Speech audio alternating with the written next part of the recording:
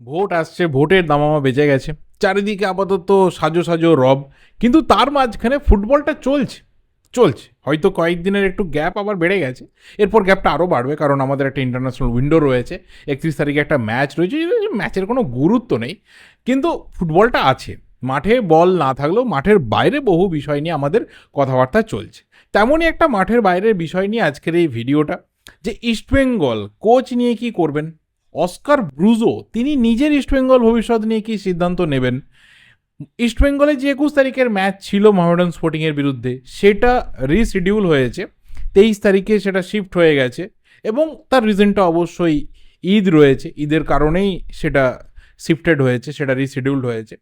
সেই ম্যাচের রেজাল্ট কি কোথাও অস্কার ব্রুজোর যে ভবিষ্যৎ রয়েছে ইস্টবেঙ্গলে, বা ইস্টবেঙ্গলেরও ভাবনা চিন্তা রয়েছে যে আরও কতদিন অস্কার ব্রুজোর হাতে দায়িত্ব দেওয়া যেতে পারে, এই সব কিছু ফ্যাক্টর কি দাঁড়িয়ে রয়েছে, কি মনে হচ্ছে? আজকের এই ভিডিওতে সেরকমই কিছু পয়েন্টস নিয়ে কথা বলব। দেখো, পরপর কয়েকটা না মানে ক্রোনোলজি রয়েছে। কি কি না, প্রথমটা হচ্ছে যে ইস্টবেঙ্গলের একজন কোচ তিনি নিযুক্ত হবেন। দুই, ইস্টবেঙ্গল মোটামুটি চেষ্টা করবে একটা দল তৈরি করতে, কখনো সেটা হয়তো খুব ভালো দল হবে, সমর্থকদের মধ্যে একটা কোথাও আশা ভরসা বাড়বে যে হ্যাঁ এই দলটা কিছু ভালো করতে পারে। তিন, একটা কোথাও ভালো শুরু হবে, নতুন কিছু না, মানে গত 15, 16, 17 বছরে এরকম বহু সিজনে হয়েছে যে ইস্টবেঙ্গল এই তিনটে জিনিস সিজনের মধ্যে দেখতে পেয়েছে। আর 4 নম্বর জিনিসটাও খুব কমন দেখতে পেয়েছে, যে হঠাৎ করে একটা ডাউনফল, সেখান থেকে রিকভারির কোনো রকম রাস্তা না খুঁজে পাওয়া, এবং তারপর কোচের বিদায়। লাস্ট যে কোচ টপ লেভেল টুর্নামেন্টে কোচিং দায়িত্বে টানা 50টা ম্যাচ কোচিং করাতে পেরেছিলেন, তিনি হচ্ছেন ট্রেভার জেমস মর্গ্যান। প্রায় আজ থেকে বছর 12, 13, 14 আগে তিনি শেষবার হাফ সেঞ্চুরি করেছিলেন। মানে আমি বলছি না ক্যালকাটা ফুটবল লিগ বা যেগুলো একদমই লোকাল টুর্নামেন্ট, আমি সেগুলো ধরছি না। আমি ধরছি ডোমেস্টিক লিগ, আমি ধরছি ডোমেস্টিক কাপ, ইভেন আমি ধরছি ডুরান্ট কাপ, এবং তার সাথে যখন যখন ইস্টবেঙ্গল কন্টিনেন্টাল টুর্নামেন্টে গেছে, অর্থাৎ এশিয়াতে যখন গেছে, সেই হিসাবে ধরতে গেলে শেষবার ট্রেভার জেমস মর্গ্যান তিনি কোচ হিসাবে ডাগ আউটে হাফ সেঞ্চুরি করেছিলেন টানা একবারে। দ্বিতীয়বার ফিরে এসেও তিনি মোটামুটি ওই বোধহয় 18-20টার ম্যাচ তিনি খেলিয়েছিলেন। তারপর থেকে কোনো কোচই হাফ সেঞ্চুরি করতে পারেননি। লাস্ট বোধহয় কার্লোস কোয়াদ্রাত, তিনি 40টা ম্যাচে বোধহয় কোচ ছিলেন, এবং তারপর এই অস্কার ব্রুজো, তার বোধহয় 39টা ম্যাচ হয়ে গেছে ইস্টবেঙ্গলের অফিসিয়ালি ডাগ আউটে থাকা অবস্থাতে। কিন্তু দেখা যাচ্ছে সেই 40-এর জায়গাতে এসে আবার কোথাও ইস্টবেঙ্গলে কোচ পরিবর্তনের সম্ভাবনা দেখা যাচ্ছে। ওই যে বললাম 4টে পয়েন্ট বা একটা কোথাও লুপ, যে লুপে ইস্টবেঙ্গলের সিস্টেমটা ঘোরে, সেই সিস্টেমটা ঘুরতে থাকছে। এবার ব্যাপারটা হচ্ছে যে হঠাৎ করে এই সিচুয়েশনটা তৈরি হলো কেন? এটা তো হওয়ার কথা ছিল না। সবাই সিজনের শুরুতে ভেবেছিল ট্রাঙ্কেটেড সিজন রয়েছে, maximum clubs they are suffering to build their team, তাদের পপুলার প্লেয়াররা বেরিয়ে যাচ্ছে, তাদের কোয়ালিটি প্লেয়াররা বেরিয়ে যাচ্ছে, তাদের যে প্রপার ট্রেনিংয়ের টাইম রয়েছে সেটা তারা পাচ্ছে না, ম্যাক্সিমাম ক্লাবগুলোতে ফরেন কোচ নেই।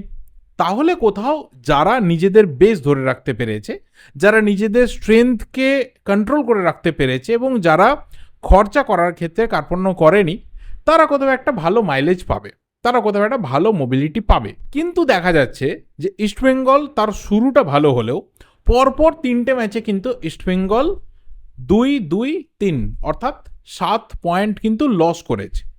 যে 7 পয়েন্ট কিন্তু ইস্টবেঙ্গল হয়তো আর্ন করতে পারত, বা ম্যাক্সিমামটা 9টা ম্যাচ থেকে 2 পয়েন্ট পাচ্ছে যে ইস্টবেঙ্গল, তার থেকে অনেক বেশি পয়েন্ট ইস্টবেঙ্গল পেতে পারত। যে সিচুয়েশনে ইস্টবেঙ্গল রয়েছে তার থেকে বেটার সিচুয়েশনে ইস্টবেঙ্গল থাকতে পারত। এটা ম্যাক্সিমাম ইস্টবেঙ্গল ফ্যান্স এবং অবশ্যই যারা ফুটবল নিয়ে কালচার করে তারা এই জিনিসটাকে বলছে। কিন্তু এখানে মোদ্দা কথা হচ্ছে যে কোচের দায় কোথায়?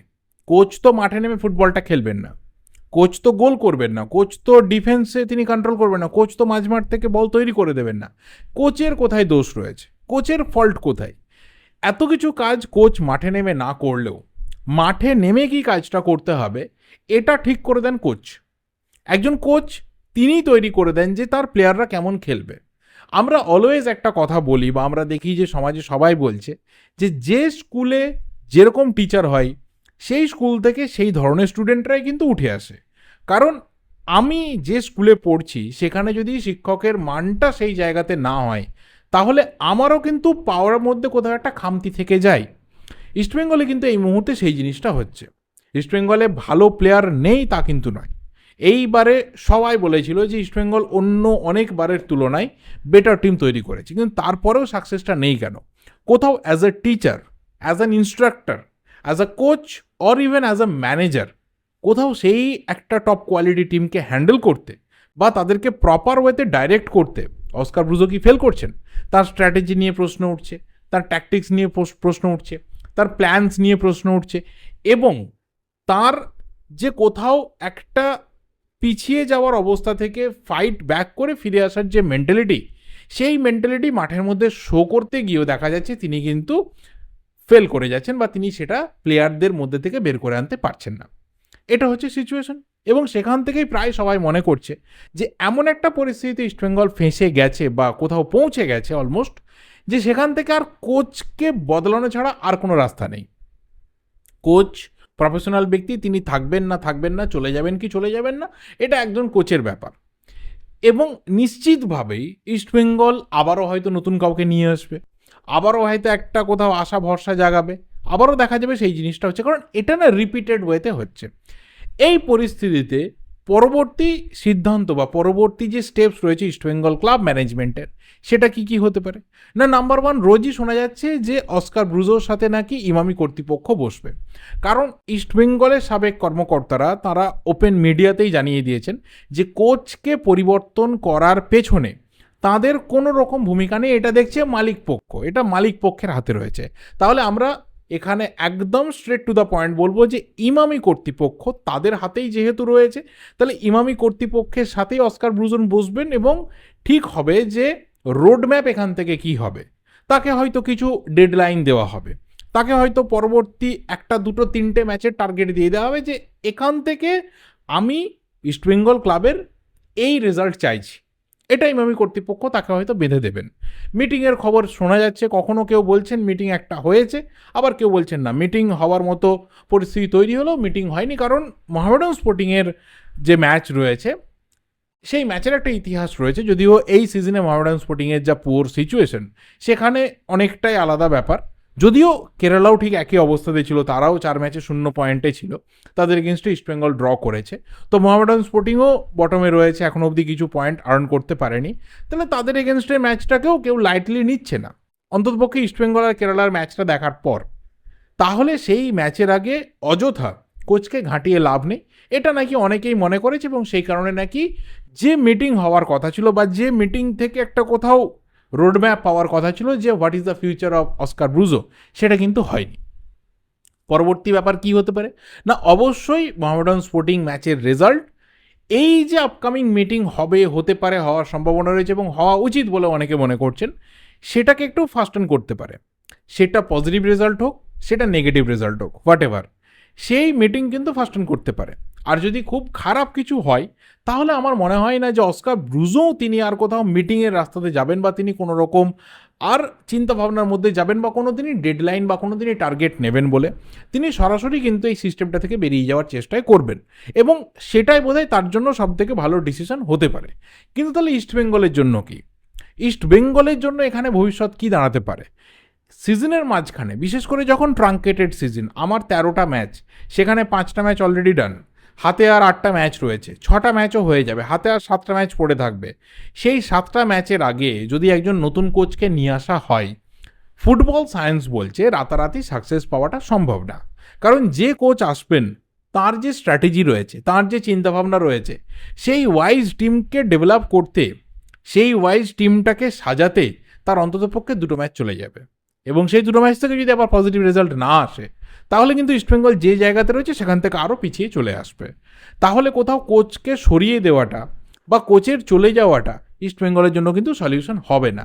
ইমামি কর্তৃপক্ষ তাদেরকে কম্পেনসেশন দিতে হবে, কোথাও অস্কার ব্রুজো তিনি যদি যেতে না চান, সরাতে গেলে তাকে একটা মোটা টাকা ফাইন, এইসব হাবি যাবি অনেক কিছু, সেই সবের মধ্যে যাচ্ছি না, সেই সবের মধ্যে আমার যাওয়ার কোনো ইচ্ছাও নেই। কারণ ইমামি কর্তৃপক্ষর এরকম না যে টাকা পয়সা নেই, রয়েছে, খরচা করবেন কি করবেন না সেটা তাদের ব্যাপার। কিন্তু আমি যদি একদম টেকনিক্যাল গ্রাউন্ডে কথা বলি, তাহলে অস্কার ব্রুজো যদি এই মার্চ মাসের শেষকালে চলে যান, তাহলে April and half of May, অর্থাৎ 1.5 মাসের মধ্যে একজন নতুন কোচ, কারণ কর্তারা অনেকে বলছেন যে একজন বাঙালি কোচ বা একজন ভারতীয় কোচ কিন্তু প্লেয়ার তৈরি করে, বিদেশি কোচরা এসে প্লেয়ার তৈরি করে না। চলো তর্কের খাতিরে মেনেও নিলাম, এখন হিসাব কিতাব নিয়ে বসলে অনেক ব্যাপার হয়ে যাবে, আমি মেনে নিলাম চলো যে হ্যাঁ ভারতীয় কোচরাই প্লেয়ারদের তৈরি করে, মেনে নিলাম বিদেশি কোচদের কোনো অবদান নেই। একজন ভারতীয় কোচ আসার পর এই সিজনে তার কিছু হবে না। আচ্ছা কি গ্যারেন্টি রয়েছে যে পরবর্তী সিজনে হবে? কারণ একজন ভারতীয় কোচকে কি খোলা হাতে টিম বিল্ড আপ করতে দেওয়া হবে? কোন আইএসএল ক্লাবে হয়? কতগুলো সিলেকশন তিনি করতে পারেন? যেখানে যেখানে ভারতীয় কোচরা দায়িত্বে রয়েছেন সেখানে কি তারা সত্যিই ফার্স্ট চয়েস হিসেবে দায়িত্বে রয়েছেন এই সিজনে? একমাত্র খালিদ জামিল, তিনি কোথাও একটা সুপার ইমপ্রেস করতে পেরেছিলেন ইন্ডিয়ান ফুটবল সিস্টেমে কোনো না কোনো ক্লাবকে কখনো না কোনো সময়, যে হ্যাঁ এই লোকটার হাতে দায়িত্ব দেওয়া যেতে পারে, এবং তারপর তিনি আপাতত ন্যাশনাল টিমের দায়িত্বে রয়েছেন। ভালো মন্দ ঠিক ভুল পরের ব্যাপার, বাট খালিদ জামিলের পর এখনও অবধি সেই নাম উঠে আসেনি যে ইন্ডিয়ান সুপার লিগের কোনো ক্লাবকে বিরাট ইমপ্রেস করতে পারে যে এই লোকটার হাতে যদি পুরো দায়িত্ব দেওয়া হয় খুব ভালো কিছু হবে। যারা রয়েছে তারা হচ্ছে পরিস্থিতির শিকার, সেটা টিজি পুরুষোত্তমন হোক, সেটা রেনেডি ভাই হোক, সেটা ক্লিফোর্ড মিরান্ডা হোক, সেটা যে কেউ হোক, তারা হচ্ছে পরিস্থিতির শিকার। কেউ নেই তো দায়িত্ব দিয়ে দাও, এই হচ্ছে ব্যাপার। এই জায়গা থেকে যিনি আসবেন দায়িত্ব নিয়ে, সে ভারতীয় হোক, স্প্যানিশ হোক, আর্জেন্টাইন হোক, ব্রাজিলিয়ান হোক, পর্তুগিজ হোক, যেই হোক না কেন, কোথাও তাকে যদি ফ্রি হ্যান্ড না দেওয়া হয় এবং তাকে যদি একটা লঙ্গার টার্মে না ভাবা হয়, আমি যদি ভেবে নিই যে কোচ এলো, কোচের বিশাল প্রোফাইল, তিনি বাংলাদেশের সুপারস্টার ছিলেন এবং তিনি এখানে এসে মোটামুটি অস্কার জিতিয়ে দেবেন, এটা আমার মনে হয় যে খুবই অবাস্তব একটা পরিকল্পনা। একটু সময় লাগবে, 1, 2, 3টে সিজন একটা কোথাও লেভেল রয়েছে সেটা চড়তে হবে, এবং সেখানে প্রত্যেককে, আমি শুধু বলছি না যে শুধুমাত্র সমর্থকদের দোষ, তারা গিয়ে স্টেডিয়ামে গো ব্যাক স্লোগান তুলছে, এটা তাদের নিড, তাদের ডিমান্ড যে তারা তাদের প্রিয় ক্লাবকে সব থেকে বেশি ম্যাচ জিতে দেখতে চায়, সবচেয়ে বেশি পয়েন্ট তুলতে দেখতে চায় রাইভালদের থেকে। কিন্তু সব থেকে বেশি এখানে পেশেন্টলি অ্যাক্টিভিটিস রাখতে হবে যারা কর্তা রয়েছেন, যাদের হাতে পুরো কন্ট্রোলটা রয়েছে। তারা যদি কোথাও ইমপেশেন্ট হয়ে যান তাহলে পৃথিবীর যে কোনো কোচকে তুমি আনতে পারো, সাকসেস কিন্তু আসাটা খুব মুশকিল হয়ে যাবে। ওই মাঝে সাঝে কার্লোস কোয়াদ্রাত, তিনি কোথাও একটা এরকম টাইপের কোচ আসবেন যে ফ্রম নো হোয়ার একটা সিচুয়েশনে তিনি একটা ট্রফি দিয়ে দেবেন, এবং সেটাও সর্বভারতীয় ক্ষেত্রে প্রায় 12 বছর পরের একটা ট্রফি। তো এরকম সিচুয়েশন হতে পারে, কিন্তু একটা কন্টিনিউয়াস সাকসেস পেতে গেলে কিন্তু কোথাও একটা সিস্টেমের ওপর, একটা কোথাও স্ট্র্যাটেজির ওপর, একটা কোথাও ফুটবল সায়েন্সের ওপর ইস্টবেঙ্গলকে ভরসা করতে হবে। ইস্টবেঙ্গলকে কোথাও সেই পেশেন্সটা দেখাতে হবে, কারণ লিভারপুলও 31 বছর পর কিন্তু ইপিএল জিতেছিল। 31 বছর পর, তাদের হিস্ট্রিতে প্রথম ইপিএল, লাস্টবার তারা কিন্তু ফুটবল লিগ জিতেছিল, প্রথম ইপিএল তারা জিতলো, এবং ডোমেস্টিক লিগ 31 বছর পর জিতলো। মাঝখানে তারা বহু কিছু জিতেছে, এফএ কাপ জিতেছে, কমিউনিটি শিল্ড জিতেছে, তারা চ্যাম্পিয়ন্স লিগ জিতেছে, এভরিথিং দে হ্যাভ ওন। কিন্তু কোথাও তারা পেশেন্টলি অপেক্ষা করেছে, সিস্টেমের ওপর ভরসা রেখেছে, রেগুলার বেসিসে তারা কোথাও ডেভেলপমেন্টের ভরসা রেখেছে, এবং তারপর গিয়ে তারা অ্যাচিভ করেছে। আমি জাস্ট একটা সিঙ্গেল এক্সাম্পল দিলাম, এই সিজনে হয়তো আর্সেনাল জিততে পারে, আর্সেনাল শেষ 2003-04 ইপিএল জিতেছিল, হয়তো 22 বছর পর জিততে পারে, কারণ বাকিদের যা সিচুয়েশন তার থেকে আর্সেনাল বেটার জায়গাতে রয়েছে। তাহলে কোথাও যদি সেই পেশেন্সটা রাখা না হয়, একজন কোচকে যদি সময় না দেওয়া হয়, একটা যদি টেকনিককে যদি সময় না দেওয়া হয়, যদি কোথাও আমি ইম্পেশেন্ট থাকি যে একজন দায়িত্ব নিল, 5-7টা ভালো প্লেয়ার আমি সই করে দিলাম, এই টিমটা চ্যাম্পিয়ন হবেই, যারা একটা সিস্টেমের মধ্যে দিয়ে যাচ্ছে তাদেরকে বিট করে চ্যাম্পিয়ন হবে, আমার মনে হয় যে সেটা কোথাও খুবই ইমপ্র্যাকটিক্যাল, এবং সেটা কখনোই কিন্তু মাঠের মধ্যে রিফ্লেক্টেড হয় না। এর ফলে সবথেকে বেশি ক্ষতি হয় একটা ফুটবল সিস্টেমের, একটা ফুটবল ক্লাবের, এবং তাদেরকে যারা সাপোর্ট করছে সেই ফ্যানদের। আমার মনে হয় না যে অস্কার ব্রুজোর চলে গেলে ইস্টবেঙ্গলের কোথাও ভালো কিছু হবে। তিনি থাকলে হয়তো বেটার কিছু হলেও হতে পারে, সময় দিলে তিনি ভালো কিছু করতে পারেন, কিন্তু চলে গেলে খুব একটা কিছু লাভ হবে বলে মনে হয় না, কারণ নতুন যিনি আসবেন তার কাছে সময় খুব কম থাকবে, ইমপ্রেস করতে না পারলে তিনি আবারও ফিরে যাবেন, আবার কেউ আসবে, এই লুপটা চলতেই থাকবে। এই লুপটা কোথাও একটা গিয়ে স্টপ হওয়া দরকার রয়েছে, সময়টা বাড়ার দরকার রয়েছে। তোমাদের মতামত অবশ্যই কমেন্ট বক্সে জানিও, আমারটা আমি এখানেই শেষ করলাম, দেখা যাক কি কি হয়, অস্কার ব্রুজনের ভবিষ্যৎ, ইস্টবেঙ্গলের ভবিষ্যৎ এই সিজনের সব কিছুই কিন্তু সময় কথা বলবে। দেখা হবে পরের ভিডিওতে। টিল দেন, যদি চ্যানেলে নতুন হও অবশ্যই চ্যানেলটা সাবস্ক্রাইব করে বেল নোটিফিকেশন আইকনটা ক্লিক করে দিও। Thank you, good bye and good night.